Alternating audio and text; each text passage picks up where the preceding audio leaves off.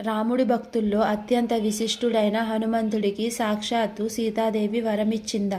పురాణాలు ఏమంటున్నాయి? లంకా అశోకవనంలో బందీగా ఉన్న సీతాదేవిని మొదటిగా దర్శించినవాడు హనుమంతుడు. రామనామాన్ని చెవిలో పలికిన క్షణంలోనే సీతమ్మ హృదయం కదిలింది. అయితే సీతమ్మ వెంటనే నమ్మలేదు. నువ్వు నిజంగా రామదూతవా అని పరీక్షించింది. అప్పుడు హనుమంతుడు రాముని ఉంగరాన్ని చూపించాడు. ఆ క్షణంలో సీతాదేవి కన్నీళ్లతో ఇలా అన్నది, నాయనా హనుమ, నువ్వు చేసిన ఈ సేవకు ఏ వరం సరిపోతుంది? ఆమె హృదయపూర్వకంగా ఆశీర్వదించింది. నీకున్న బలం ఎప్పుడూ దర్శనానికే ఉపయోగపడాలి.